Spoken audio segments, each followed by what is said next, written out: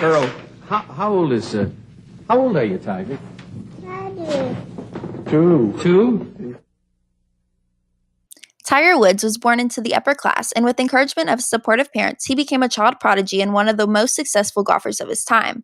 Woods has won 96 tournaments and put his name at the top of the official world golf ranking. He is the world's most paid athlete in 2009, earning $110 million that year. Though because he is multiracial in a sport that is predominantly white, his ethnicity and masculinity influence the way he is depicted in the media. The idea of masculinity infused well with Wolf's self-identity as a transracial figure. During the 1997 Oprah Winfrey Show, Woods described himself as combination. I'm a combination. A combination. Caucasian, blue, black, Indian, Asian. Combination. It doesn't quite mean that the media portrayed him that way.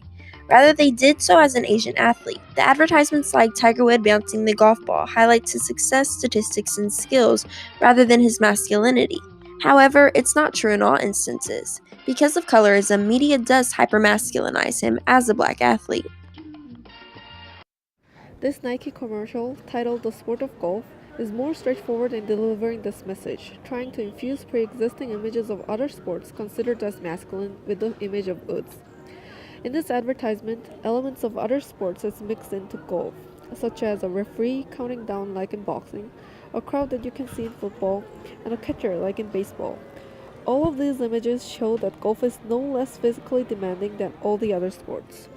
Or I Am Tiger Woods, showing children from multiple racial backgrounds stating they would like to be like Tiger Woods. The fact that the media wanted to portray Woods as a charismatic transracial figure shows both the golf industry's craving for extra masculinity that can appeal to the white public and Woods' capability of bringing that image. In 2009, it hits the headlines. It that way. Meanwhile, rumors involving his wife and possibly an affair with a New York woman continue to swirl at this hour. Woods had crashed his car while in an argument with his wife over rumors that he had an affair. These rumors were true. Woods didn't correct his mistake, but rather let it lead to a reputation of him being a sex addict. Now that Woods is scandalous and a sex addict, the media puts an emphasis on his masculinity, which has a direct correlation to how he is depicted ethnically.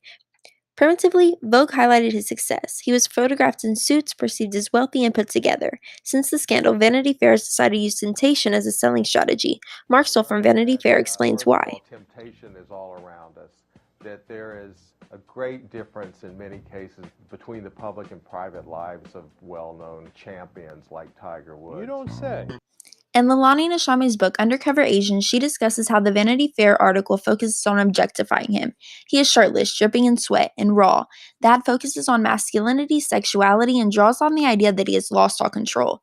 The media is portraying him as a thug with his withered eyes, scowling at the camera and wearing a black beanie, how most stereotypical black men are portrayed. This persona darkens him and draws attention to his race. He did open up somewhat about the scandal, doing corrective advertisements and also doing interviews about the scandal, his children, and his religion. He released a public apology that aired on CBS. His main sponsor, Nike, also released an ad in reaction to the scandal. Mark Stoll discusses how the hypermasculinized black image was reinforced through the father-to-son rhetoric used to depict the regret of Woods as if the scandal was out of his control. As Joan Bloom and Michael Willard point out in Race, Recreation, and Culture, the forgiveness of one male figure to another can also be conceptualized as hypermasculine.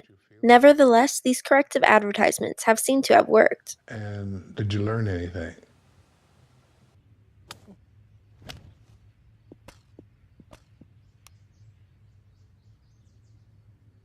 Any questions? More modern ads like Nike featuring Rory McIlroy and Woods swinging together portray Tiger as they once did. He's a skillful, talented, smart athlete that is a role model to all. He is still masculinized through his charm and more aggressive competitive comments. Woods is using this Nike ad to announce to the world that he is back to his old self. He has finally answered his dad's question of whether or not he has learned anything.